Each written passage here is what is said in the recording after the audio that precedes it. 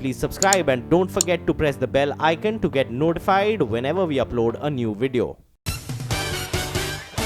राजस्थान है वो प्रदेश जहाँ का इतिहास बड़ा भव्य है, पुराना है और वाकई में लाजवाब है।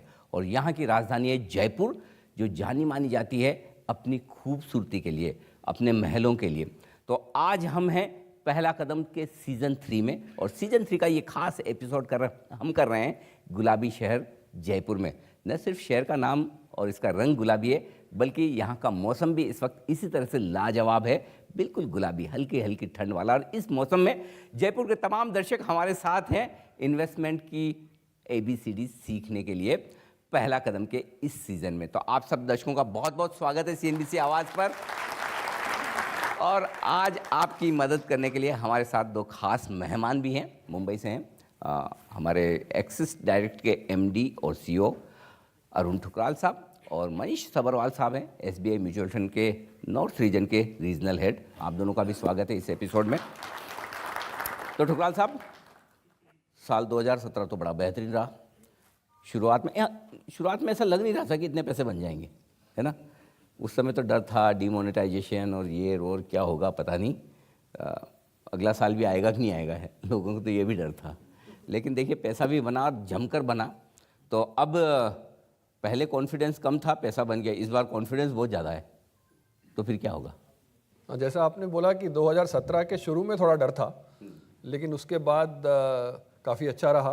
और ओवरऑल रिटर्न आपने देखा, लार्ज कैप में ही आपका 25 से 27% का रिटर्न आ गया, और मिड कैप में तो 40 के ऊपर आया, और स्मॉल कैप में 60% में आया। बल्कि कई म्यूचुअल फंड्स ने भी, जो स्मॉल कैप और मिड कैप करते हैं, उन्होंने भी, जैसे SBI म्यूचुअल फंड के भी कुछ फंड हैं जो स्मॉल कैप फंड, जो 60%, अगर आपको 60% तरह का रिटर्न मिल रहा है तो फिर एक्सपेक्टेशन बहुत ज़्यादा बढ़ जाती है। तो आई थिंक पहली चीज़ तो ये है, नए साल में आपको जो सीखना है कि अपनी एक्सपेक्टेशन मैनेजमेंट को थोड़ा कम करिए। बिकॉज हर साल 60% 50% आपको नहीं सोचना है, बट क्या इस लेवल पे भी लगता है आगे जाएगा बाजार, तो हमें लगता है मीडियम टू लॉन्ग टर्म जरूर जाएगा। शॉर्ट टर्म में कभी ना कभी करेक्शन होता है, और हर बुल मार्केट में एक करेक्शन छोटा मोटा होना चाहिए, वो बहुत हेल्दी होता है। क्योंकि बहुत सारे लोग जो बैठे हैं पैसा लेके, अभी भी इंडियन म्यूचुअल फंड इंडस्ट्री के पास बहुत पैसा है। पिछले साल में 1 लाख करोड़ से ज़्यादा पैसा म्यूचुअल फंड्स में आया है, जो उसके पिछले साल मतलब लास्ट ईयर वो 36,000, तो 3 गुना पैसा ज़्यादा आया है। और जो अच्छी चीज़ें हो रही हैं अभी इंडिया में, अगर हम कहें अभी भी इंडिया फास्टेस्ट ग्रोइंग है। हमें जो रिसेंटली रेटिंग अपग्रेड मिला है, हमारा जो GDP 5 क्वार्टर के बाद अभी रिवर्स हुआ है, हमारे जो कॉर्पोरेट रिजल्ट हैं जो Q2 के एक्सपेक्टेशन से थोड़े बेहतर थे और अब Q3 और बेहतर लग रहे हैं, मतलब H2 का गाइडेंस जो है वो H1 से अच्छा है। और जो अर्निंग अगर रिवर्स हो रही है, तो ग्रोथ साइकिल में अभी हम उस जगह पे हैं जहां से ग्रोथ अब बढ़ेगी। तो अगर उसको देखा जाए तो उम्मीद है कि यहां से भी बाजार आगे जाएगा, बट एक्सपेक्टेशन थोड़ा मैनेज। अच्छा कह रहे हैं, तो फिर डर क्यों रहे? हाँ, तो डरने का कारण यही है कि अभी बहुत, जब पूरी दुनिया ये बोलती है कि ये बहुत अच्छा हुआ है और 60% ऑलरेडी आया है, तब वो डर आता है कि कहीं ना कहीं लोगों का एक्सपेक्टेशन है, लोगों को आदत हो गई है देखने की कि हर शेयर, कुछ शेयर 3 महीने में डबल हो रहे हैं। तो वो स्टॉक मार्केट नहीं है, आपको लंबे समय के लिए इन्वेस्ट करना है, और उस हिसाब से करेक्शन आएंगे। करेक्शन किसी भी वजह से आ सकते हैं। करेक्शन US फेड में कुछ हो जाए, उनका बैलेंस शीट ट्रिमिंग हो जाए, नॉर्थ कोरिया कुछ आपको फिर से डरा दे, इन्फ्लेशन अभी आपने देखा होगा 4.88 हो गया है, इंटरेस्ट रेट्स मुझे लग रहा है अभी नीचे जाने का कगार पे नहीं है, पहले नीचे जा रहे थे। तो कहीं ना कहीं करेक्शन तो आएगा, तो आप उसके लिए तैयार रहिए, और आप ज़्यादा समय के लिए रहिए स्टॉक मार्केट में। आप अभी अगर इस लेवल पे घुस रहे हैं और अगर आपको लगता है 3 महीने में हमें फिर से रिटर्न मिलेगा बहुत ज़्यादा, तो उस एक्सपेक्टेशन को थोड़ा कम करिए। बट पिछले कुछ सालों में अगर हम बोलते हैं कि अगर 100 का इंडेक्स अभी 33,000 या 34 के आसपास आ गया है, तो 330 गुना हुआ है। बट इसका ये मतलब नहीं है कि हर साल आपको 40, 50, 60% मिला है। ओवर ए पीरियड 15-16% का रिटर्न स्टॉक मार्केट में मिला है। और ऐसी ही अगर आपकी मीडियम टू लॉन्ग टर्म की एक्सपेक्टेशन है, तो आपको डरने की जरूरत नहीं है। और अब अपनी शॉपिंग लिस्ट तैयार रखिए, जब कुछ करेक्शन आता है तो थोड़ा पैसा डालते रहिए ज़्यादा, जो HNI है। और रिटेल इन्वेस्टर तो वैसे भी ज़्यादा इन्वेस्टमेंट है ही नहीं, उसका तो 4-5% लोग ही डालते हैं, तो उनका तो एसेट एलोकेशन में इक्विटी जो है बहुत कम है, तो उनको तो डालते रहना है थोड़ा थोड़ा। ओके। जब मैं शो शुरू करने के पहले सर्वे कर रहा था मनीष जी, तो यहाँ पे बड़े स्मार्ट लोग हैं एकदम, वो फंड में भी पैसा डालते हैं और खुद भी लगाते हैं शेयर, सीधे सीधे खरीदते हैं। तो मतलब उनकी बराबर नज़र रहती है कि फंड मैनेजर बराबर काम कर रहे हैं नहीं कर रहे।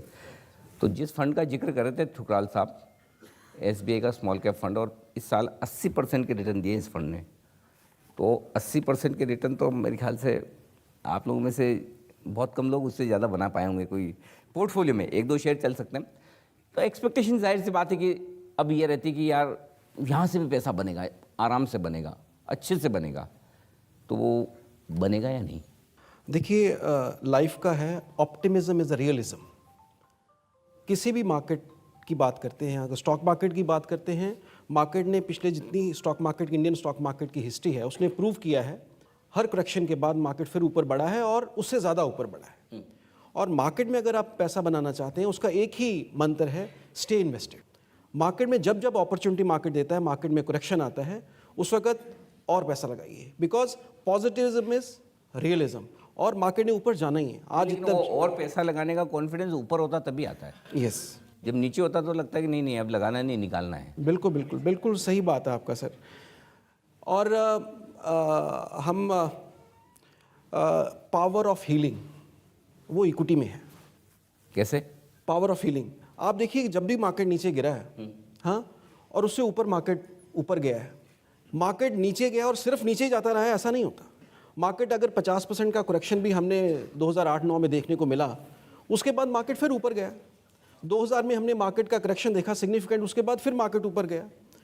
तो पावर ऑफ हीलिंग जो इक्विटी में है, वो किसी और क्लास और एसेट क्लास में उतनी सिग्निफिकेंट नहीं है, जिसके कारण इक्विटी में लॉन्ग टर्म इन्वेस्टर का रिटर्न कंपल्सरी बनना है। बट उसके लिए हमें अपनी ग्रीड और फियर को मैनेज करना, दैट इज वेरी इंपॉर्टेंट। ठीक है, अगर वो दिन नहीं रहे तो ये दिन भी नहीं रहेंगे। दैट इज ऑल्सो एक सवाल है ठुकराल साहब जो मैं पूछना चाहता हूँ। बात तो सही कह रहे हैं मनीष जी कि कितनी बार 50% गिरा और उसके बाद वापस नए हाई भी बने, सही है, करेक्ट।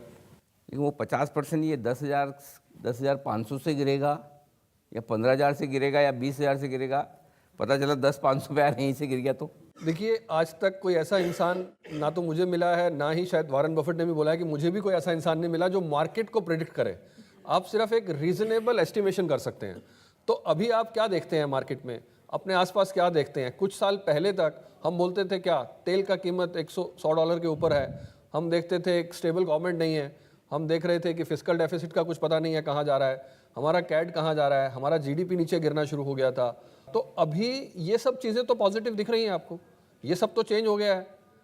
तो अगर इंडिकेटर सारे हैं, मैक्रो इंडिकेटर, तो ग्रोथ अगर सिर्फ इंडिया में है, अगर हम बोलते हैं India is the fastest growing, तो मनी विल चेज ग्रोथ। अभी ग्लोबल ग्रोथ भी शुरू हो गया है, लेकिन फिर भी वो एमर्जिंग मार्केट में एलोकेशन करते हैं। तो पिछले साल जुलाई तक $9 बिलियन FII ने डाला था, उसके बाद कुछ सेलिंग शुरू हुआ, वो घट के 5-5.5 आ गया और फाइनली फिर 8.5 बिलियन बंद हुआ, और इंडियंस ने तो 16 बिलियन डाला। तो अगर 3 गुना पैसा ज़्यादा आ रहा है, इंडियंस जो हैं वो इतना पैसा डाल रहे हैं। ये साल 2017 इसीलिए भी इंपॉर्टेंट है कि इस साल पहली बार हमें लगा है, हमें इंडिपेंडेंस जो मिली है वो FII फ्लो से मिली है। जो भी माल उन्होंने बेचा है वो सब इंडियंस ने खरीदा है। जो 65-70 लाख SIP थी, जयपुर वालों का बहुत बड़ा कॉन्ट्रीब्यूशन। हाँ, जयपुर वालों का तो है ही। जयपुर वालों को पैसे भी एक्चुअली बहुत है इनके पास, अच्छा पैसे भी बहुत है, कॉन्फिडेंस भी बहुत है, यस, और लगाते भी हैं। और एक्चुअली जयपुर में तो मुझे लगता है, मुझे ये बताने की ज़रूरत ही नहीं है कि स्टॉक मार्केट में कैसे खेलना है, कैसे पैसा बनाना है। राजस्थान के बड़े बड़े दिग्गज तो बॉम्बे में आके बैठे हैं, एक तो मेरे राइट साइड में बैठे हैं जो सारा दिन लोगों को बताते हैं कि आप मार्केट में कैसे लगाइए। तो यहाँ पे तो वो कल्चर है, यहाँ तो खून में है कि पैसा कैसे बनाना है, वो समझ में आता है, बिजनेस समझ में आता है। आप लोगों को पता है कि ये एक बिजनेस का हिस्सा बनने जा रहे हैं। जिस कंपनी का आप बिस्किट खाते हैं, आप उसका शेयर भी खरीदते हैं। अगर आप एयरलाइन से जाते हैं तो आप एयरलाइन का शेयर भी खरीदते हैं। तो यहाँ तो समझ है बिजनेस का।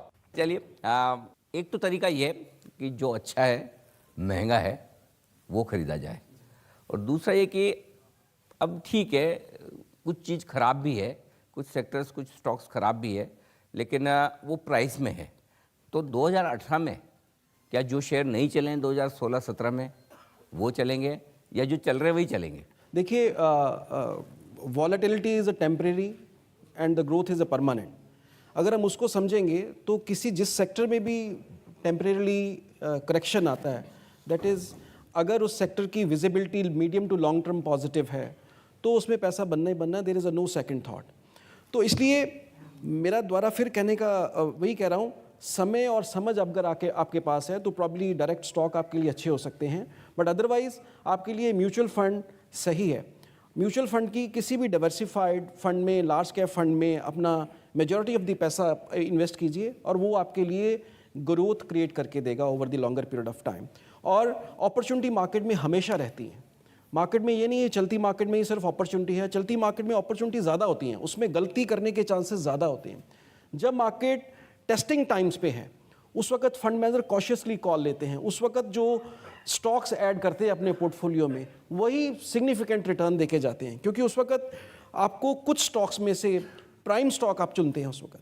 तो इसलिए जब भी वॉलेटिलिटी हो that is a opportunity to enter and to create a long term. अच्छा, तो मोनिश जी, मैं जहाँ भी जाता हूँ सब लोग फंड के बारे में एक ही सवाल पूछते हैं। स्टॉक तो अलग अलग पूछते हैं कि ये स्टॉक अच्छा है, ख़राब है, क्या है क्या नहीं।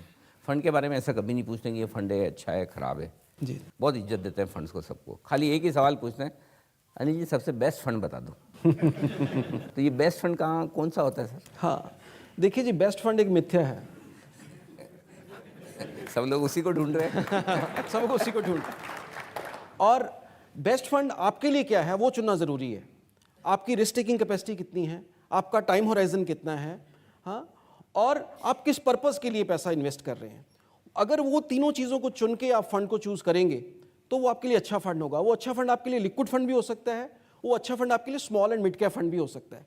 तो इसलिए अपना ऑब्जेक्टिव, रिस्क टेकिंग कैपेसिटी और टाइम होराइजन, इन तीन चीज़ों को ध्यान में रख के अगर फंड चुनेंगे वही हमारे लिए अच्छा फंड होगा sir. Risk taking capacity, time horizon और अपना ऑब्जेक्टिव किस पर्पस के लिए, क्या पर्पस से, ताकि आपको पता रहे कि भाई मेरा ये पर्पस पूरा हो जाए, मैं पैसा निकालूं। Yes. ठीक है। अच्छा, अब एक चीज़ बताइए ठुकराल साहब, आप तो खाली इक्विटी में ही पैसा लगाने के लिए कहते हैं, बाकी किसी में नहीं लगाएं? देखिए, gold, real estate, fix income. Gold तो पिछले 10-15 सालों से जब FII इंडिया में शेयर खरीद रहे थे, इंडियंस गोल्ड खरीद रहे थे। वो चेंज हुआ है पिछले 1-2 सालों से, जब सडनली इंडियन रिटेल इन्वेस्टर को भी ये समझ में आ गया कि हमारा गोल्ड तो हमारी खुद की कंपनीज है। क्योंकि गोल्ड की अगर आप रिटर्न देखें पिछले 3 साल में ऑलमोस्ट नेग्लिजिबल रिटर्न है। 2 साल का रिटर्न कुछ 2 या 3% है। तो अगर इस तरह का रिटर्न है, क्योंकि उसमें करेंसी मूवमेंट पे ही आपको पैसा बना है। लेकिन उसमें एक चीज़ है ना ठुकराल साहब, 3 साल से पैसा नहीं बना गोल्ड में, तो फिर बन भी तो सकता है इस साल। हाँ, तो सही कह रहे हैं, लेकिन गोल्ड जो over a period of time भी अगर आप देखें, 1980 से अगर मैं इंडेक्स देखूं तो 17% बढ़ा है। तो गोल्ड का शायद 8-10% बना होगा, लेकिन वो भी करेंसी की वजह से ज़्यादा बना है। और गोल्ड प्रोडक्टिव एसेट नहीं है। इक्विटी में तो आपको डिविडेंड भी मिलेगा, तो गोल्ड आप रखिए। अगर आपको लगता है हेज करना है तो आप 5% रख लीजिए, 10% रख लीजिए, उससे ज़्यादा गोल्ड हम नहीं सजेस्ट करते। और रियल एस्टेट के लिए भी आपका जो रेजिडेंशियल रेंटल यील्ड है वो 2% है आजकल, और कमर्शियल में 8-9% है। और जो रेजिडेंशियल में जो पहले अपॉर्चुनिटी थी लास्ट ईयर बजट में सेकंड हाउस पे, वो भी निकाल दिया, जो इंटरेस्ट सेट ऑफ मिलता था, तो उसको और अनअट्रैक्टिव करा दिया। और डीमोनेटाइजेशन के बाद अगेन रियल एस्टेट का रेट और कम आ गया, बिकॉज थोड़ा अगर कैश भी लोग यूज़ करते थे तो वो भी नहीं हो सकता है। और वो कैश जो घर में रहता था वो म्यूचुअल फंड्स में आ गया, क्योंकि वो पहले बैंक में आया और बैंक से फिर वो म्यूचुअल फंड में आया। तो फाइनेंशियल एसेट्स जो हम आजकल बोलते हैं, फाइनेंशियलाइजेशन ऑफ एसेट्स जो हो गया है, तो गोल्ड और रियल एस्टेट थोड़ा पीछे आ गए हैं। और इक्विटी में सिरदर्दी कम है। घर खरीदा आपने, किसको किराए पे देंगे, कब रिपेयर कराएंगे, कब स्टैम्प ड्यूटी कराएंगे, बेचने जाओगे तो बायर नहीं मिलेगा। तो अगर आपको बहुत शौक है, और वैसे भी इंडियंस जो हैं बहुत सालों से घर ही खरीद रहे हैं, गोल्ड ही खरीद रहे हैं, तो अब तो इसको चेंज करिए। अब तो देखिए आसपास कि क्या हो रहा है, तो वो चेंज हम देख भी रहे हैं। मतलब इतना ज़बरदस्त इक्विटी फ्लोज इस साल आए हैं कि वो सब चेंज हो गया है। तो हमें बहुत खुशी है कि अभी इंडियन रिटेल इन्वेस्टर को ये समझाना नहीं पड़ रहा है, जैसे हम हर जगह जाते थे कि अभी म्यूचुअल फंड SIP क्या है, सबको पता है। शेयर मार्केट के बारे में काफ़ी आइडिया हो गया है। तो आई थिंक हम सही रास्ते पे जा रहे हैं। बहुत मेहनत की सर। मेहनत, हाँ, बहुत सारे ऐसा से लगे हुए हैं। ये पहला कदम जैसा एक इनिशिएटिव है। पहले तो ये हाल था कि लोग सुनने को ही तैयार नहीं, मतलब म्यूचुअल फंड में क्यों लगाना है, गारंटी क्या पैसा बनेगा। मतलब पहला सवाल ये आता है, गारंटी क्या पैसा बनेगा। फिर समझाना पड़ता है भाई वो भी मार्केट में से ही पैसा बनाते हैं। लेकिन एक चीज़ यहाँ पे काफ़ी सीनियर सिटीजन्स भी हैं मनीष जी, और 2 समस्या है उनके लिहाज से। एक तो ये कि मार्केट लाइफ टाइम हाइपर है, और जाहिर सी बात है कि एज फैक्टर उनके फेवर में बहुत नहीं होता, तो उनके लिए इक्विटी में पैसा लगाने में रिस्क ज़्यादा है। दूसरी तरफ अब ब्याज दरें धीमे धीमे बढ़ने के संकेत आ रहे हैं, तो उनका आगे का काम ठीक ठाक चले आराम से, जो कुछ पैसे बचाए उन्होंने रिटायरमेंट के बाद तक के, तो उनके लिए क्या ऑप्शन है? देखिए, जो सीनियर सिटीज़न का ना, उसमें क्लासिक जैसे आपने बताया फिर रिस्क टेकिंग कैपेसिटी कम है, तो इसलिए हमने इक्विटी में नहीं लगाना, ये परसेप्शन भी गलत है क्योंकि हमें हिंदी में कहावत है, कहते पूत सपूत तो क्यों धन संचय, पूत कपूत तो क्यों धन संचय। जो हम धन संचय करते हैं, हाँ, वो अपनी नेक्स्ट, हम सारा उसको अपने लिए खर्च नहीं करते हम अपने लिए, हाँ, इतना तो हम उस नेक्स्ट जनरेशन को ट्रांसफ़र करते हैं। हम जो पैसा आपको अपने आने वाले 3 साल 4 साल 5 साल के लिए खर्च के लिए चाहिए पैसा, वो आपका डेट में होना चाहिए, फिक्स इनकम में होना चाहिए, उसमें कोई शक शंका गुंजाइश नहीं है। जो आप अपनी नेक्स्ट जनरेशन को ट्रांसफ़र करना चाहते हैं पैसा, वो आपका पैसा इक्विटी में होना चाहिए। और इक्विटी में टाइमिंग करना इज़ वेरी टफ। टाइम है, आज अगर मार्केट ऊपर आए तो कितने का करेक्शन हो जाएगा, 10% का, 15% का, 20% का करेक्शन अगर हम मान लेते हैं तो 100 रुपये की 80 रुपीज़ रह जाएंगे। बट लॉन्ग टर्म में अगर हमने देखा है पिछले 35 सालों में 100 रुपये के 31,000 बने हैं, BSE सेंसेक्स की बात करते हैं, तो हम उस जो रिस्क है उसको देख के इतना बड़ा गेन हम लूज़ कर रहे हैं अपनी नेक्स्ट जनरेशन के लिए। जो हमें चाहिए वो पैसा डेट में चाहिए, जो हम नेक्स्ट जनरेशन को ट्रांसफ़र करना चाहते हैं वो डेफिनेटली वो पैसा है इक्विटी में लगना चाहिए। हाँ, उसमें आपका पैसा इन्वेस्ट करने का अलग अलग तरीके हो सकते हैं, लमसम भी लगा सकते हैं और अगले 3-6 साल के STP करके भी उस पैसे को एंटर आप इक्विटी में कर सकते हैं। बट इक्विटी में हमारा पैसा इन्वेस्ट होना दैट इज़ वेरी इंपॉर्टेंट। अगर हम पैसे को नेक्स्ट जनरेशन में ट्रांसफ़र करना चाहते हैं तभी हम मीनिंगफुल पैसा अपनी नेक्स्ट जनरेशन के लिए छोड़ के जाएंगे, नहीं तो वो अपनी इन्फ्लेशन को भी बीट करने में असमर्थ होंगे उस पैसे से जो आप छोड़ के जाएंगे। ये आपने अच्छा आइडिया दिया, क्योंकि जनरली आम धारणा ये रहती है कि भाई मेरे बच्चों के लिए और उनके बच्चों के लिए घर छोड़ के जाएं, गोल्ड छोड़ के जाएं, लेकिन वो धारणा बदल के अब कुछ न कुछ अच्छा म्यूचुअल फंड का पोर्टफोलियो या कुछ अच्छे शेयर उनके लिए छोड़ कर जाएँ तो वो शायद ज़्यादा आपको याद करेंगे कुछ सालों बाद, राइट? तो पहले दर्शक, हाँ, पूछिए अपना सवाल। My name is Gaurav Jain. Sir, मेरा क्वेश्चन है कि जैसे आपने बताया कि SBI स्मॉल कैप में इस साल 80% का रिटर्न आया है, तो अगर हम उसको आज से SIP स्टार्ट करते हैं तो हमें 80% तो नहीं चाहिए, अगर 25-30 भी मिल जाए तो आपका क्या थॉट है इस पर कि हमें आज से SIP करनी चाहिए SBI स्मॉल कैप फंड में? कितने संतोषी हैं, सिर्फ 20-25% से संतुष्ट हैं। जी, देखिए, मेरा आपको जवाब यही है कि आपको रिटर्न चेज़ नहीं करना चाहिए, रिटर्न को देख के फंड में पैसा इन्वेस्ट नहीं करना चाहिए। आपको देखना क्या चाहिए, उसकी स्ट्रेटजी, अपना रिस्क एपेटाइट और अपना होराइज़न, वो आपको रिटर्न डिलीवर करेंगे, ठीक है। इसलिए रिटर्न तो फंड्स का, स्कीम्स का रिटर्न ऊपर नीचे होता रहता है। आज उस पिछले साल में 80% का रिटर्न दिया, हो सकता है अगले साल में वो 20% का रिटर्न दे, या नेगेटिव भी हो सकता है depending upon the market conditions.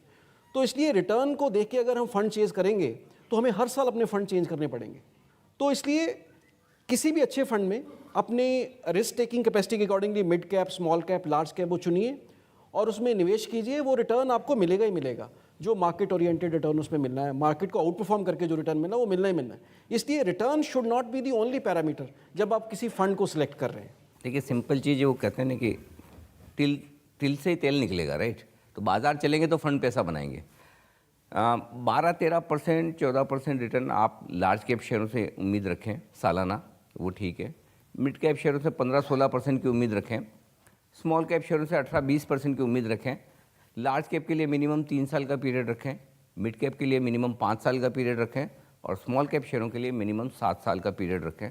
और ये सोचकर पैसा लगाएं तो 20% के आसपास के रिटर्न बन सकते हैं, रीजनेबल चांस है कि बन जाएंगे। मैं ये पूछना चाह रहा हूँ कि जो अपन शेयर्स के बारे में या म्यूचुअल फंड्स के बारे में सबसे बड़ी परेशानी इन्वेस्टर को ये होती है कि सही किस इक्विटी में या किस शेयर्स में पैसा लगाएं या किस म्यूचुअल फंड में लगाएं, उसका सिलेक्शन का क्या पैरामीटर है और क्या किस तरह? देखिए, मेरा जवाब फिर वही है, म्यूचुअल फंड चुनने से पहले आपको अपना एडवाइज़र चुनना है जो आपके लिए वो सारा काम करेगा। हम अपने डे टू डे बिजनेस में, अपने डे टू डे कामों में इतने बिजी रहते हैं कि हम ट्रैक नहीं कर सकते। तो इसलिए एक अच्छा एडवाइज़र आप चुनिए आप, और उसके थ्रू वो आपको आपके रिस्क को देखते हुए, आपका टाइम होराइजन देखते हुए, आपका कैसी आपकी रिस्क टेकिंग कैपेसिटी उसको देखते हुए वो आपके लिए एक अच्छा प्रोडक्ट चुन के देगा। तो ये कोई हम जो स्पेसिफिकली वेबसाइट पे जाके हम देखें भी किस फंड ने सबसे ज़्यादा रिटर्न दिया है, वो मेरे लिए अच्छा है, वो प्रॉबेबली आपके लिए अच्छा हो सकता है और अच्छा नहीं भी हो सकता। इसलिए सबसे ज़्यादा इंपॉर्टेंट है कि अपना एक एडवाइज़र, अच्छा एडवाइज़र चुनिए, वो आपके गोल्स ओरिएंटेड प्लानिंग करेगा ताकि अपने गोल्स को मीट आउट कर सकें। 80% जो हम अपनी रिटर्न नहीं कमा पाते, इंडेक्स की रिटर्न है चाहे वो फंड्स की रिटर्न है, वो इसलिए क्योंकि हम अपने इमोशंस को कंट्रोल नहीं कर पाते। जो अच्छा एडवाइज़र है वो आपके, सपोज आपको वो अच्छा फंड नहीं भी चुन के देता, बट अगर आपका वो इमोशन को कंट्रोल करने में सक्सेसफुल हो गया तो आप इस मार्केट से पैसा बना के जाएंगे। इमोशन को कंट्रोल करना वो बहुत ज़रूरी है। म्यूचुअल फंड में कोई एक्साइटमेंट नहीं है। Mutual fund is a dull job. Mutual fund investment is a dull job. इसमें कोई एक्साइटमेंट नहीं है, और जिसमें एक्साइटमेंट नहीं है उसी में आपका पैसा बनेगा। ग्रीड और फियर से ऊपर उठ के अगर आप पैसा इन्वेस्ट करेंगे, उन टाइम्स को मैनेज करेंगे जब मार्केट 30% का करेक्शन हो गया, उस वक्त भी आप अपनी SIP को कंटिन्यू करेंगे, उस वक्त ही आप मार्केट में पैसा इन्वेस्ट करेंगे जब डिस्काउंट सेल स्टॉक मार्केट में लगा हुआ है, और वो तब है जब आपका हैंड होल्ड करने वाला एक अच्छा एडवाइज़र हो। तो इसलिए अच्छा एडवाइज़र चुनना बहुत ज़रूरी है अपनी लॉन्ग टर्म प्लानिंग के लिए। मैं एक आपसे म्यूचुअल फंड के बारे में पूछना चाहता था सर। 10 साल में मुझे 5 करोड़ रुपए चाहिए, तो मुझे कितने रुपए महीना लगाना पड़ेगा और कौन से फंड लूँ? सवाल तो सही है सर, एकदम आपका चेलाऊं सर। हाँ बिल्कुल सही है। 10 साल में 5 करोड़ और कितने रुपए महीना लगाऊं और कौन से फंड लूँ? फंड तो देखो, फंड के लिए तो आपका एडवाइजर बताएगा, लेकिन कितने रुपए महीने लगाने ये मनीष जी बता सकते हैं। देखिए, लगभग 2 लाख रुपए महीना आपको हर महीने लगाना पड़ेगा, और अगले 24 लाख रुपए आपने हर साल लगाया, और अगले 5 साल में आपने 1 करोड़ सवा करोड़ रुपया लगाया। हाँ, तो आपके 2.5 पौने 3 करोड़ रुपए बनेंगे अगर हर महीने आपके SIP के थ्रू आप वो पैसा इन्वेस्ट करते हैं। बिल्कुल सर। ठीक है, तो 4 लाख रुपए महीना आप लगाएंगे तो आपके पास 5 लाख के अप्रॉक्सीमेट 5 लाख से ज़्यादा पैसा आपके पास होता है अगर 15% का अभी भी है सर। मेरा आपका SBI ग्लोबल मैग्नम फंड है। जी जी, बहुत अच्छी ग्रोथ है। मैंने को 10 साल हो गए उसमें जमा कराते साहब। जी जी, तो अच्छा है और रिटर्न है उसमें। जी जी। हाँ, आगे दीजिए जरा भाई साहब माइक। सर मेरा सवाल आप तीनों से ही है। सर मैं चाहता हूँ कि निफ्टी या सेंसेक्स किस तरह से खरीदा जा सकता है? अरे बड़ा आसान है, ठुकराल साहब बताइए। नहीं, निफ्टी आपको निफ्टी यूनिट्स खरीदने हैं तो आप हमारे पास एक्सेस डायरेक्ट के पास अपना खाता खोल दीजिए, इससे आसान तरीका कोई नहीं है। नहीं सर, निफ्टी या सेंसेक्स को कैसे खरीदा जा सकता है मतलब? देखिए, निफ्टी जो है 50 स्टॉक्स का एक इंडेक्स है, और सेंसेक्स 30 स्टॉक का इंडेक्स है। दोनों अलग अलग हैं। एक BSE सेंसेक्स है और निफ्टी जो है वो NSE चलाता है। ये नाम में फ़र्क है। मोस्टली कंपनीज मोर और लेस सिमिलर हैं। निफ्टी में शायद 20 कंपनीज ज़्यादा हैं, बट आप जो उसमें पैसा लगा रहे हैं, बेसिकली आप ये कह रहे हैं कि मुझे इंडेक्स में पैसा लगाना है, तो आप ETF में पैसा लगाने की बात कर रहे हैं। तो बहुत सारे ETF फंड हैं। तो अगर आपको लगता है कि ये ज़्यादा सेफ़ है, क्योंकि इसमें फ़ायदा ये होता है कि जैसे ही कोई कॉम्पोजिशन चेंज होता है सेंसेक्स का या निफ्टी का, तो उसी हिसाब से वो फंड मैनेजर भी उसको या चेंज करके उसी अनुपात में डाल देता है। तो आपका रिस्क कम होता है और इसमें एक्सपेंसेस बहुत कम होते हैं।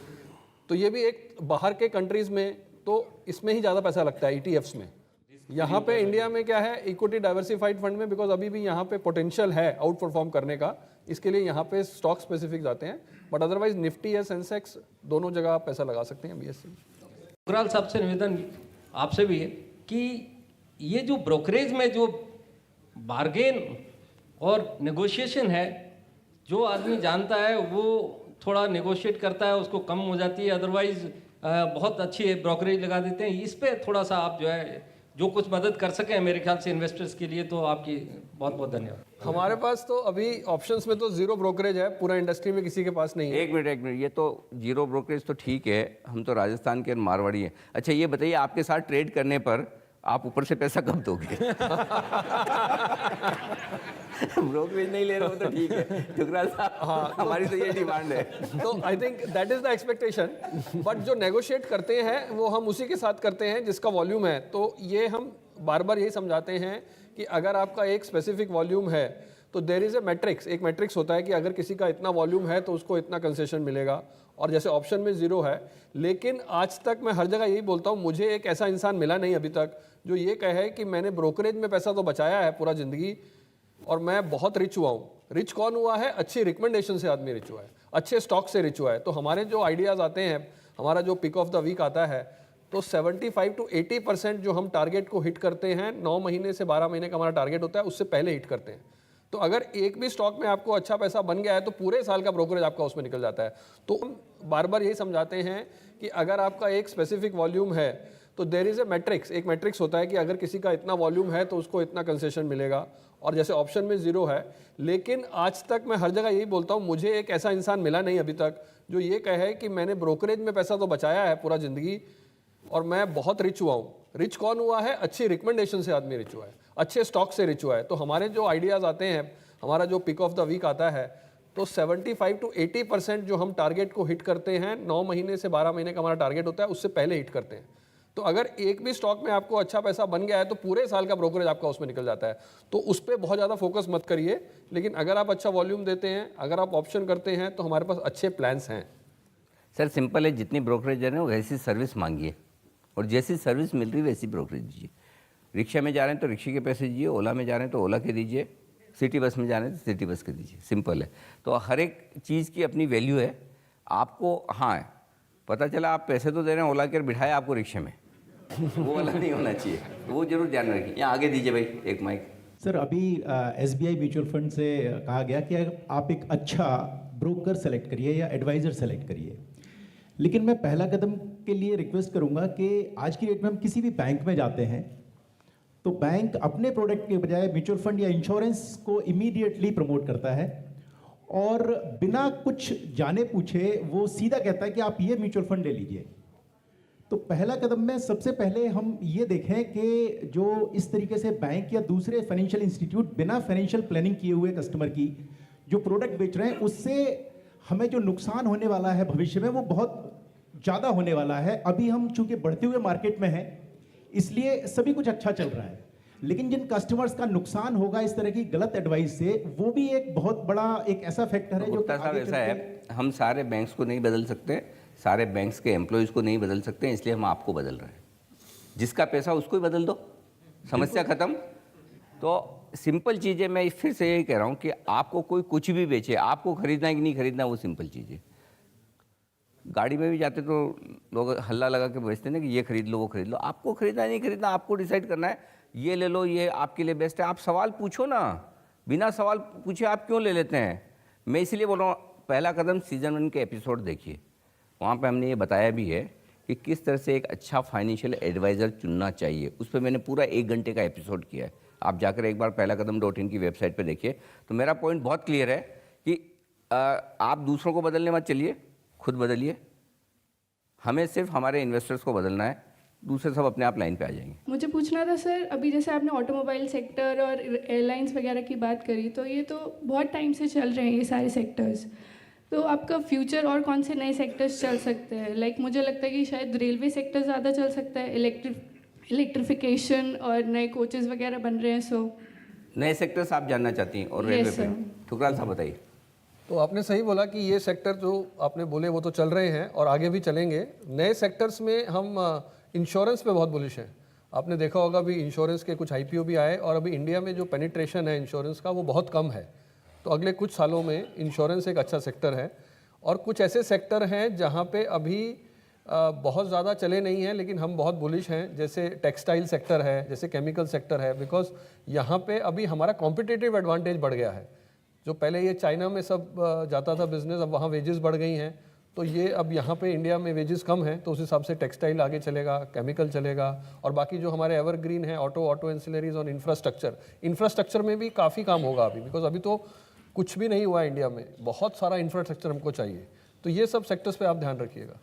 तो सर रेलवे सेक्टर पे आपका रेलवे इंफ्रास्ट्रक्चर में ही आता है, तो इन्वेस्टमेंट रेलवेज में भी बहुत ज़्यादा हो रही है। पिछले बजट में कुछ 1.5 लाख करोड़ का बात हुआ था और अब भी इस साल भी काफ़ी पैसा रेलवे में जाएगा, तो इसमें भी जो अच्छे स्टॉक्स हैं आप ले सकते हैं। मेरा सवाल है कि ये जो कंपनीज अभी बायबैक कर रही हैं अपने शेयर्स, ये जो भी प्राइस पे ये लोग बायबैक करते हैं, तो मतलब जैसे कल भी हमने देखा था, आपके शो में ही देखा था कि ये कंपनी ने बायबैक किया और उसके बाद इतना फ्लक्चुएशन हुआ था शेयर्स में उस पर्टिकुलर कंपनी में। तो ये हमें किस तरह से हमें अंदाज़ा लगाना चाहिए कि ये अभी बायबैक करेगी तो हमें इसमें कितना प्रॉफिट होगा या नहीं होगा, ये कैसे हम लोग अंदाज़ा लगाएं इस बारे में?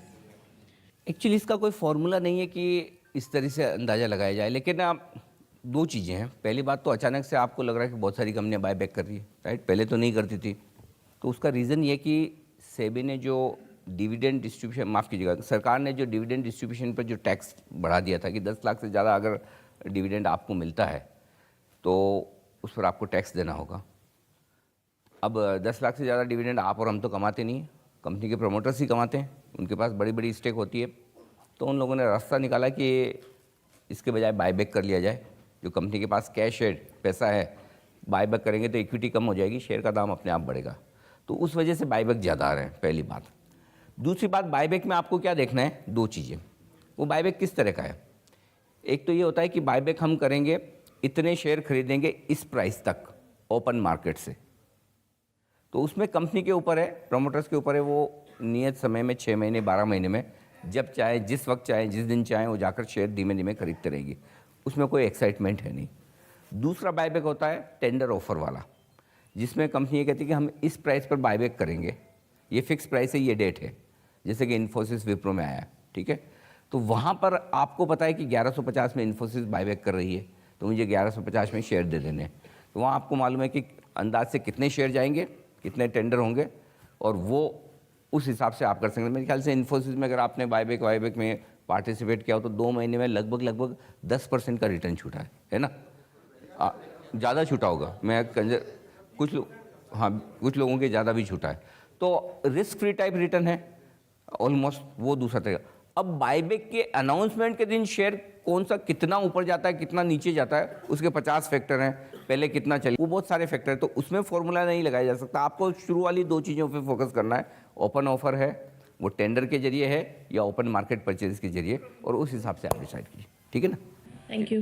तो आज आपने देखा किस तरह से जयपुर के निवेशकों ने आज के शो में बढ़ चढ़कर हिस्सा लिया और ये साबित कर दिया कि क्यों जयपुर के लोग इतने इंटेलिजेंट माने जाते हैं। बहुत ही बेहतरीन सवाल किया, और अच्छी बात ये भी रही कि सारे इन्वेस्टर्स अब ये समझ चुके हैं कि पैसे कमाने का जरिया जो बाजार में है वो अच्छे शेयरों में है या फिर अच्छे म्यूचुअल फंड के तरीके से। तो कुल मिलाकर आज का शो मुझे उम्मीद है कि जयपुर वालों के लिए और आप सबके लिए बेहद फ़ायदेमंद रहा होगा। बहुत बहुत शुक्रिया ठुकराल साहब आपका और सबरवाल साहब आपका हमारे शो में आज दर्शकों की मदद करने के लिए, और आप सभी जयपुर के दर्शकों का भी बहुत बहुत धन्यवाद, आपने इस शो में बड़े उत्साह से भाग लिया।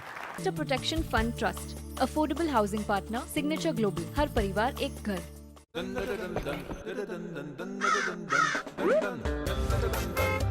World class lubricants from Indian Oil. When I look at you, I